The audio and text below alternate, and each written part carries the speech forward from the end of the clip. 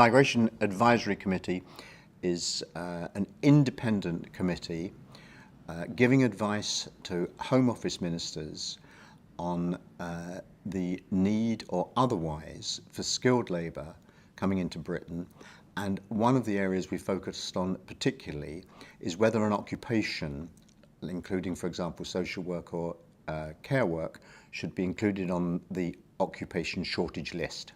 Immigration is a politically hot potato, everybody knows that, but the advantage of having an independent evidence-based body, the Migration Advisory Committee, providing evidence means that you're getting decisions made, recommendations and then decisions made on the basis of proper independent based advice.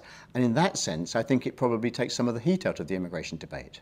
The shortage occupation list refers to tier 2 of the points-based system, which is skilled workers coming in to fill gaps.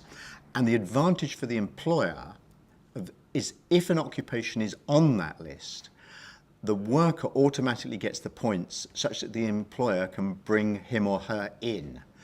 If you're not on the list, you have to accumulate the points in terms of pay, qualifications and so on. And certainly for senior care workers, this would actually be difficult. I think that probably the Migration Advisory Committee see our role as to be very helpful to the workers and to the employers in that sector. But always the sector has to bear in mind it can't simply assert that there are shortages and rely on immigration. If there are shortages, it's got to demonstrate that. But it's also very important that the sector just doesn't get reliant on immigration. It should look to the British labour market as well.